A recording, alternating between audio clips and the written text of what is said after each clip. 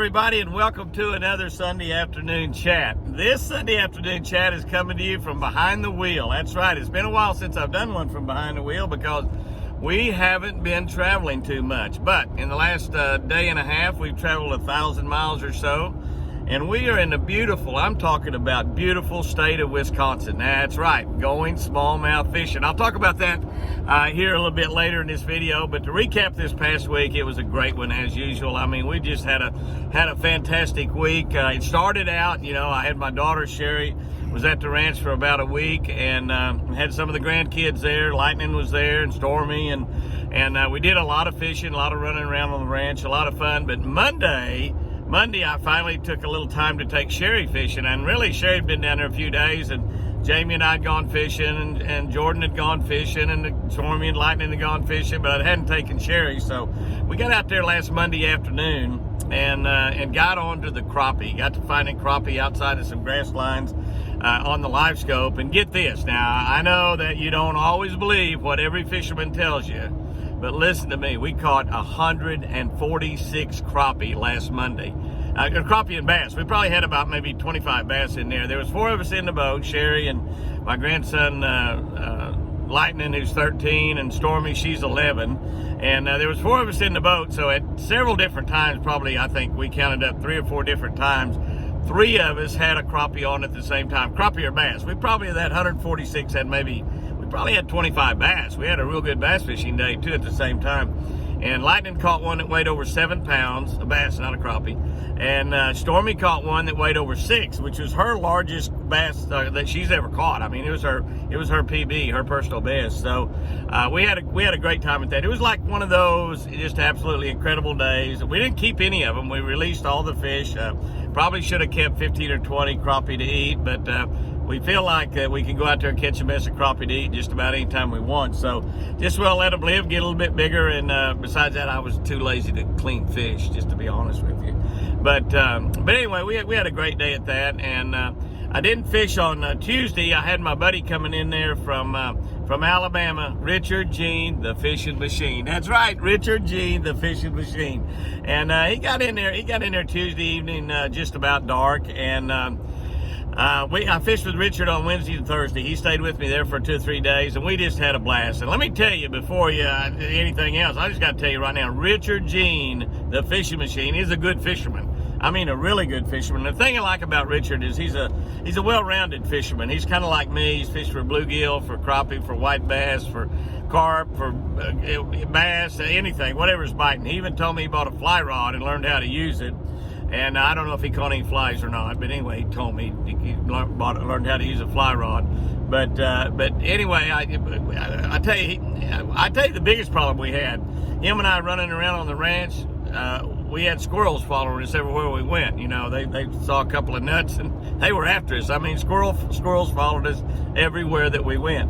And but he's just a lot of fun. We got 3 or 4 videos coming up with Richard, a catch, clean, and cook video that we did on crappie, and I think we caught over 60 in a half a day's fishing.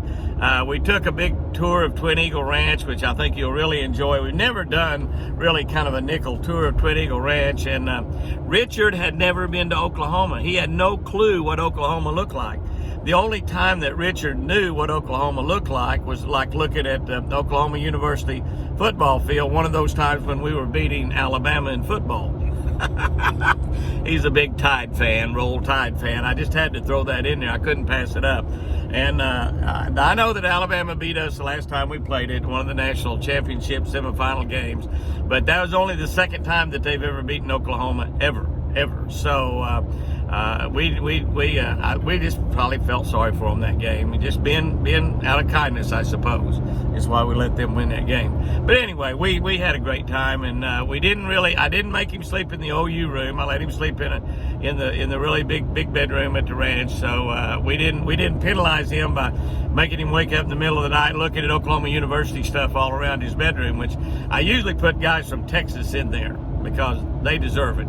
And Alabama, I'm okay with that. So we let Richard sleep in a regular bedroom instead of the OU room. But we had a great time. We did a tour of the ranch. Then we did a bass fishing show on crankbaits, and which we talked a lot about different things to do in crankbaits. It'll be a great way to learn a lot about crankbaits, where you can catch more fish on a crankbait. But I'm gonna tell you, Richard Jean is a crappie fishing son of a gun. I mean, he can catch them.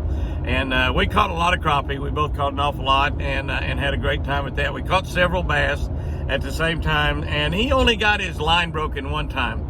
Get this, he shows up at my ranch with 4-pound test line. 4-pound test line. I won't even let Chris sew buttons on my shirt with less than 15-pound test. I mean, that's crazy, 4-pound test line. I told him, I said, you need to double that and tie it in two, at least you'll have 8-pound test. But he only got his line broke one time, which is pretty good, and he did catch a few nice bass. But, you know, probably biggest he might have had was maybe 3 pounds. I think the one that broke his line was probably well, he had 4-pound test line. It must have been a 4-pounder, surely. I can't think of anything why it'd be any different. But so our week with Richard Jean was really, really a good one. Those are going to make some real nice videos. You'll be able to see them on his YouTube channel also.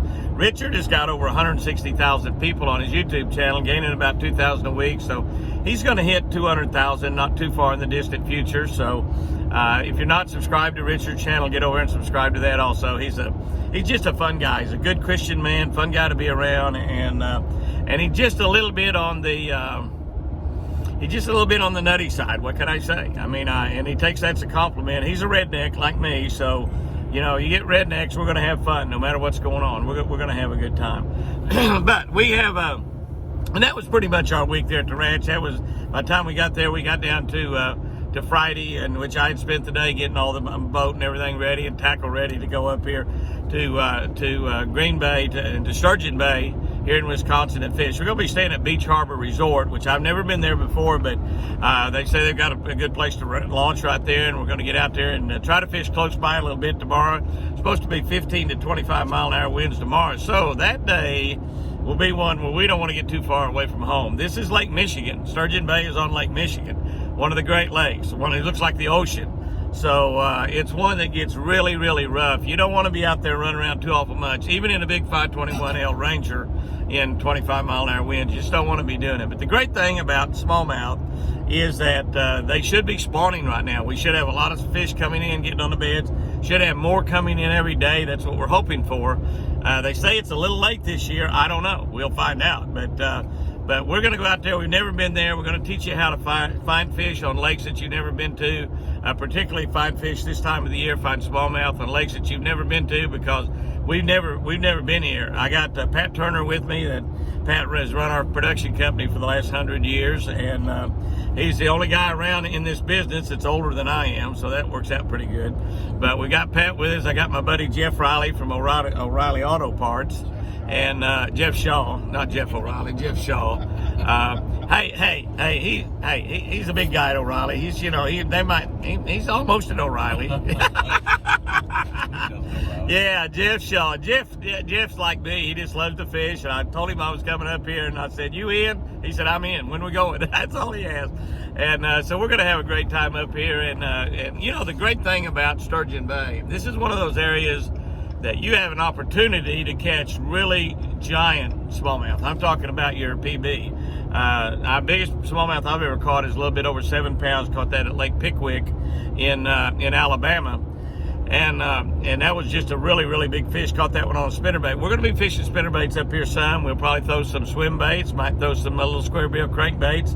Might even pull out a topwater bait or two. I don't really know. But hopefully we'll find some fish on the bed. I'm really anxious to see if we have fish on the bed. I'm really anxious to see how my Garmin LiveScope might show those fish up out in front of the boat. I've got the perspective bracket on it I just put on last week, where you can actually show out 120 feet in front of the boat, 120 foot wide in front of the boat, 60 foot one way, 60 foot the other way, which is a lot wider angle than you're looking at just with a regular 30-degree angle transducer. So it's just really pretty astonishing to what it does. It's made for bass fishing, that perspective bracket. It's not a different transducer, it's just a bracket that allows you to turn it into the perspective mode. So it's and it's got new software you load up on it. It doesn't cost anything to load the software up, but you load new software up through their system on your unit. I've got an Ultra 122 SV Ultra, and you load that up, and when you put it on the perspective mode, it actually changes on your screen. It's an amazing thing. I'll show you that on the vids that we have up here. We probably will have some videos up here. You know, we'll be up here a week, so it'll probably be a couple of weeks before we have any vids up here. But we're going to do something from up here that's really kind of unusual, and y'all need to watch out for it and tell all your friends what's going to happen. We don't really have a video set for Wednesday night this coming week for Jimmy Houston Outdoors YouTube, and we don't have one for Friday, so we're probably going to do some stuff up here. I might do one on how to find spawning smallmouth bass in a lake you've never been to before. That's too long a title, isn't it? But we might kind of shoot a video out here, and we don't have the stuff with us to do a lot of fancy editing or maybe any editing at all. So we might just shoot some live stuff and stick it up there for Wednesday night and Friday night. They may be kind of chopped up, but if we catch some big smallmouth bass, and we can't really do that with our big television cameras because we have no way to download them over and put them on a telephone and upload them. We just don't have that equipment with us. So we might try to shoot some on the phone at the same time. I have a multifaceted production operator in Pat Turner, and he can actually hold a big production camera and an iPhone at the same time. So if I can get him to do it, and it's not easy to get him to do anything, but I'm just saying, if I can get him to do it, probably what we'll do is he can be holding the camera in one hand and he can be holding the iPhone in the other hand. He can video both. I mean, I don't know why he couldn't do that. I mean, I can take and fish with 2 rods and reels at the same time, as long as they're cane poles. I can't wind both of them in at the same time, but hey, he should be able to do that. I mean, he's been doing video work for like 80 years, 75 years, something like that. So he should be able to do that. That doesn't sound like, I mean, that doesn't sound, I know people that can do 3 things at a time. 3 things at a time. So he ought to be able to do 2. So if we can pull that off, we're going to be showing you some smallmouth up here, some really fresh action smallmouth, because we're going to start tomorrow, and that will be Wednesday night. We'll show you something of what goes on, and we'll show you how we go about looking for fish and locating fish on a body of water that we've never been on before, and how we try to find these fish. And it ought to be pretty much fun to watch, and hopefully we can catch some giant smallmouth. Now 4 and 5 pounds are big smallmouth, and we're hoping to do that, but we're hoping to maybe catch 6 or 7 or 8 pound smallmouth. They actually catch smallmouth under over 9 pounds out of this area up here. That's unlikely, but it's possible. So we'll see what happens. So we've got a really good lake plan for that. But hey guys, go out there and have you a really great week this week. You know, it's kind of amazing as we get up here and we see the temperature in the 50s. We stopped back there to Subway shop a little bit ago and got a Subway, and it was 52 degrees inside the shop. And everybody in there is wearing short sleeves, and we're about to freeze to death just trying to order a sub. And they said, where are you boys from anyway? And I said, well, we're from a long way south. And they said, well, we can tell your lips are turning blue inside this Subway.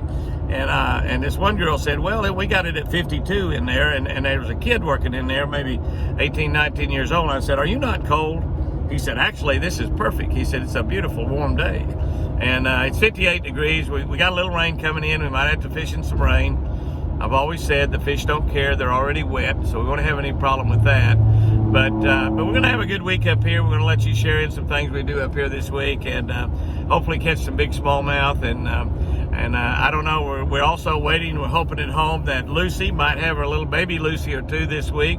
She keeps getting fatter. She's just eating too much cookies, or she's going to have a baby. We don't know which. We really believe, though, that she's going to have a little baby sometime pretty soon. And she was born on June the 3rd, 2 years ago. So a lot of times the deer, does have fawns about the exact same time that they were born. So we're kind of thinking maybe around June 1st, which is tomorrow, 2nd or 3rd, would be kind of a good time. And we don't know if she's going to go out and have that baby in the woods and we won't know about it and be able to find it, just kind of notice that she's had it, or she might have it somewhere around close by the house. We're hoping we find it. I'd like to get a tag in its ear.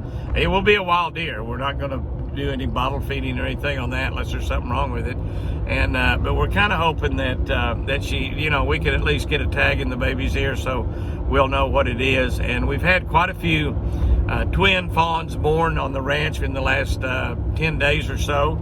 So they are having babies right now. And you know, though, that Lucy honestly really played hard to get.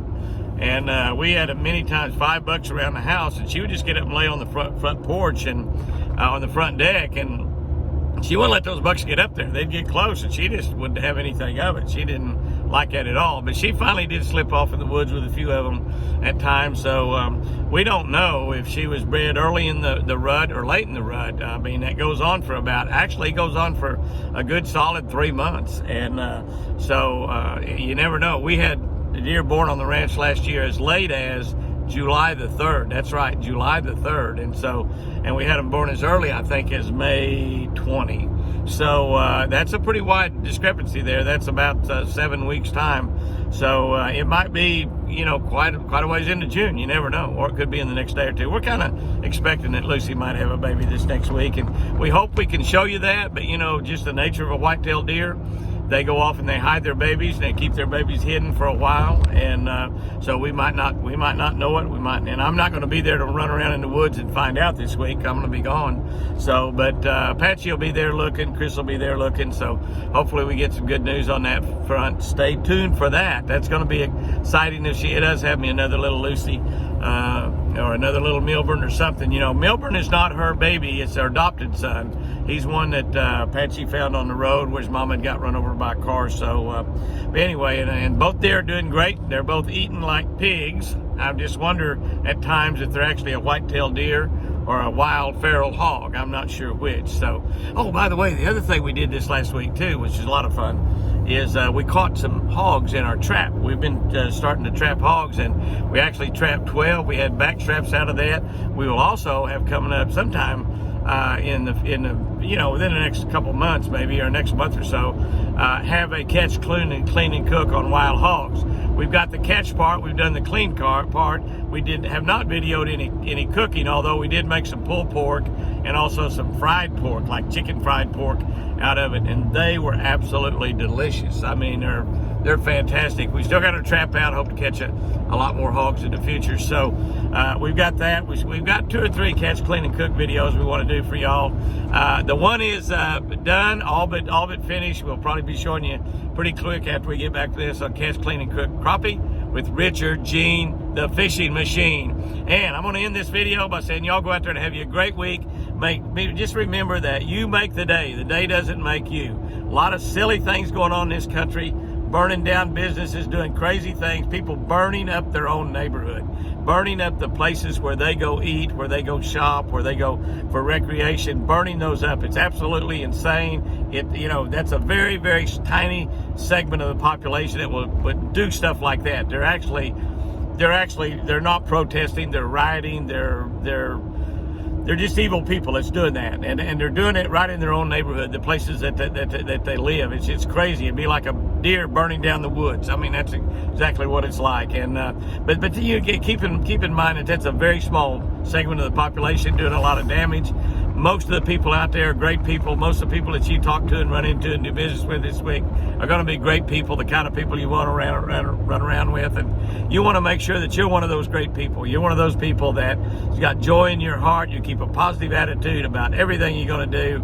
And I'm so excited to go fishing right now. I can't hardly stand it. So if you go out on the water this week, you just remember they're biting. They eat every day. Just go out there with an attitude that you're going to catch one every cast. Go out there and face your day tomorrow, no matter what it is. It's going to be a great day. Don't let any circumstance that happens steal your joy or ruin your day. If something happens, just let it roll off your back like water off a duck's back. Go out there and have you a great one. And remember, guys and girls, I love you. Let's go catch some smallmouth. Woo! Oh, I want to end this just like Richard Gene did. Remember, go fishing because it's good for you. It's the only time I'm going to steal it, Richard, right there. Hey, guys, I love you.